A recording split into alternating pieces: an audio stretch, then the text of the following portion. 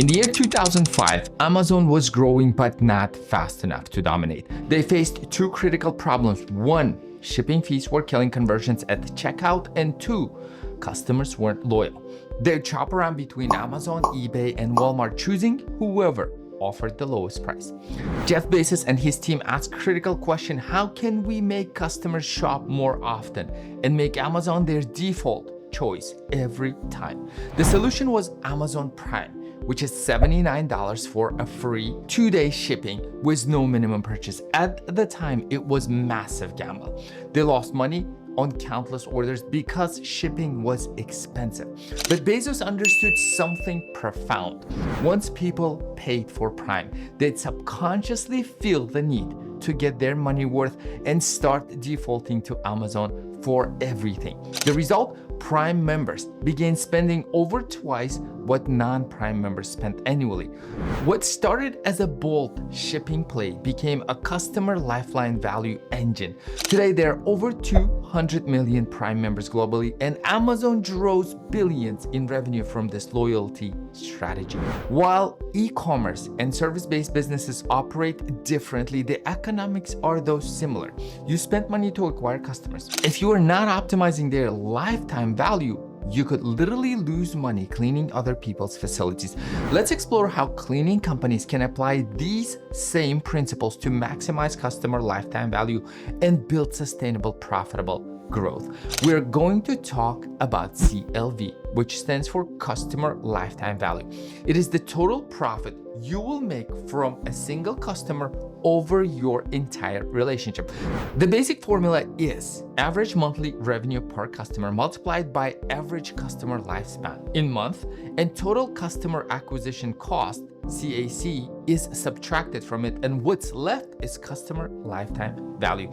But here is where most cleaning business owners make a critical mistake. They focus on revenue instead of profit, which can be devastating. Consider a one-time apartment cleaning for $150 for simplicity, and after, let's say, paying $60 in labors and supplies, you've got left with $90. That doesn't sound terrible for a simple job, right?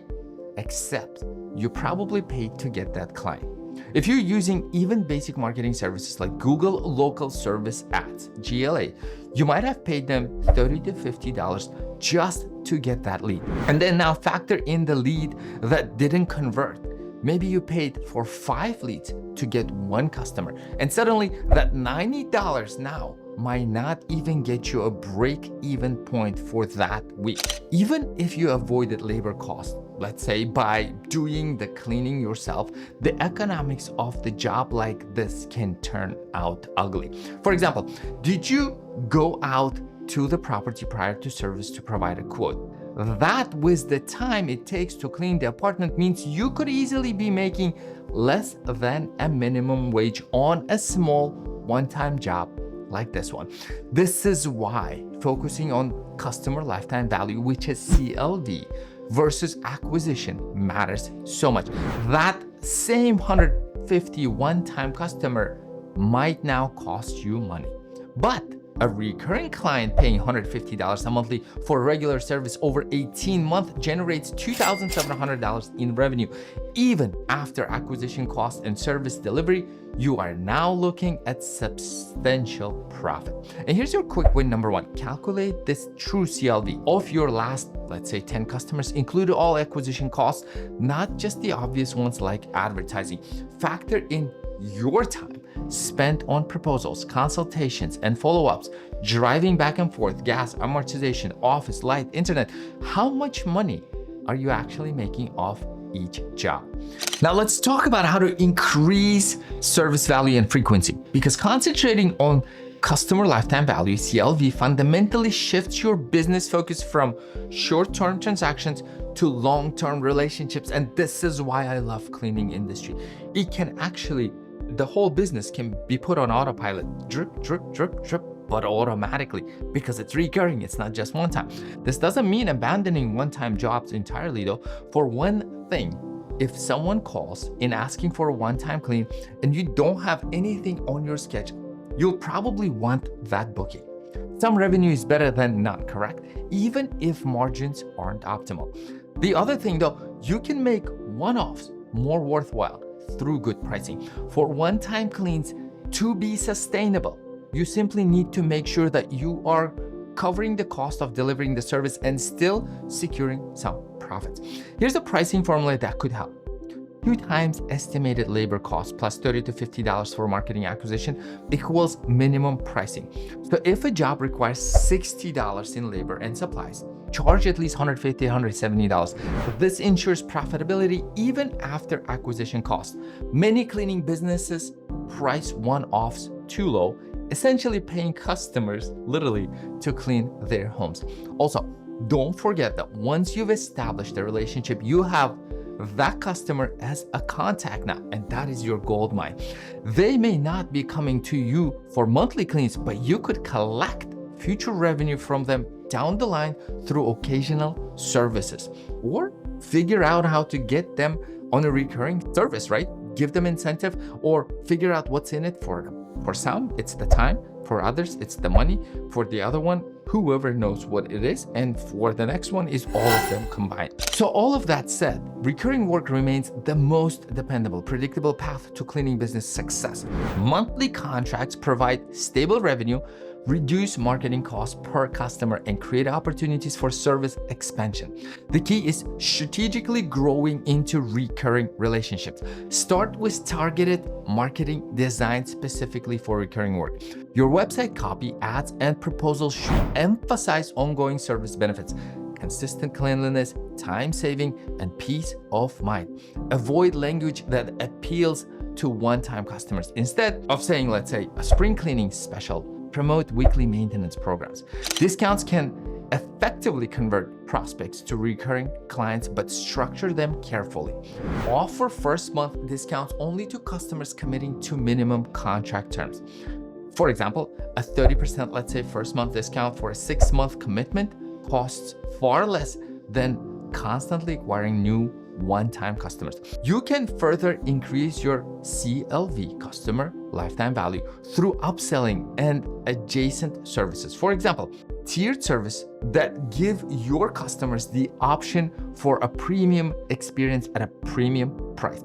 As you begin to grow, you might even consider expanding to adjacent services that require a little bit extra special equipment. For example, cleaning furniture, shampooing carpets, maybe even power washing.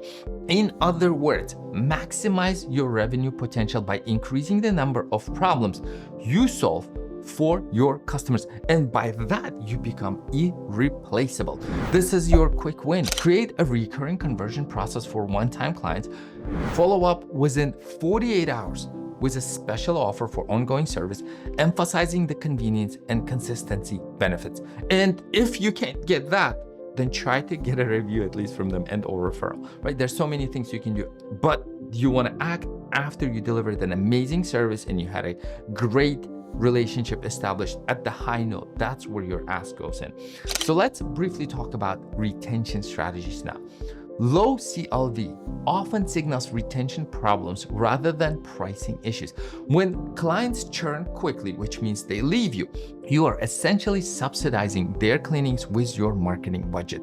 Makes no sense, but many cleaning companies do not pay attention to those numbers. Analyze your current churn patterns systematically. Customers who leave within the first 3 months often share characteristics. They respond to deep discount promotions, they are price shopping rather than value seeking probably, or they view cleaning as an occasional luxury rather than regular maintenance. These clients rarely develop into profitable long-term relationships regardless of the service quality. Your best customers, those with high CLV, typically share different traits. And the traits are, they value consistency over lower price. They understand regular maintenance benefits, and they view professional cleaning as a lifestyle investment, ongoing investment, not just one-off. These clients often stay for years and refer similar customers. As you gain more experience, you will get good at telling the difference just by paying attention to what sort of questions a person asks when they call for a quote. I actually have a video specifically for that. It's got 11 questions that you should ask to pre-vet your customer, to determine whether it's a right customer, whether you should pursue it or not, whether you should even drive out, whether you should entertain it, because some customers are not a good clients at all. And if you spend your time and energy trying to chase a customer that's not a good fit, you are giving naturally less time and energy to the customer who is a good fit. So depending upon how fast you're able to weed out the bad clients that are not a good match for you, that leaves you with more energy to focus on those that are good. And once you service those that are good and you extract referrals from them, then that are good ones get more and more for you. So be mindful of it. If you'd like to check out that video, of course, do it after you finish watching this video, because multitasking, it's proven, right? It's really hard. It's literally actually impossible, except of course, if you're walking and chewing gum or something like that, basic. But anyhow, while on this note, if you are enjoying the value that I'm providing, that I would appreciate a thumbs up. And if it's not too much and you'd like more of a content like this, then a subscribe, of course. And a thank you for doing that. Back to CLV. And it's not the case that any contract can transform into CLV machine. However, systems built from the ground up with CLV in mind will consistently scale into better lifetime value over time. This means qualifying prospects before proposals, structuring contracts for retention, and focusing resources on clients with the highest long-term potential. Excellent onboarding systems prevent many retention issues, but they won't retain clients who were never good fits initially. Let that simmer in. Focus on retention efforts on clients who demonstrate ideal customer characteristics. And those are consistent payment, respect for scheduling, and appreciation for professional service standards. Maybe most importantly, a genuine gesture for the benefit of consistent cleanings. If someone wants your service, appreciates your service, and can afford your service, that's a pretty good recipe for retention. Quick win number 3, track which marketing channels and messages attract your longest lasting, highest value clients. Double down on these approaches while reducing investment in channels that generate high churn customers. And now let's reinforce and recap. Let's quickly recap the key strategies for maximizing your customer lifetime value in your cleaning business. Understanding true CLV calculations, including all acquisition costs. Pricing one-time jobs substantially higher while building recurring relationships. Implementing targeted retention strategies for your ideal customer profile. Recognizing that not every customer can become high-value long-term client. Building systems designed specifically for CLV optimization from the ground up. Remember, the Amazon Prime model works because it focuses on drawing a moat around the best customers. Your cleaning business needs the same strategic approach. Focusing on CLV boosts revenue in the best possible way by maximizing the value of every customer relationship. Cleaning service businesses always want more leads. That's a fact. And leads are certainly important. That's another fact. But at least equally important is this question: what are you doing with the leads you already have? Remember, Amazon did not become dominant by constantly acquiring new customers at any cost. They became dominant by making their best customers incredibly valuable and loyal. Your cleaning business can follow the same playbook. And your homework, if I'm allowed to give you one, calculate the true CLV of your current customer base. Identify your top 20% of customers by lifetime value. What characteristics do they share? Answer that question. How can you adjust your marketing and operations to attract more customers like those ones while filtering out problematic prospects or those that are not a good match? Did you like what you just learned here? Well, there is a lot more. Don't forget to subscribe, and I'll see you inside of this video. Bye for now.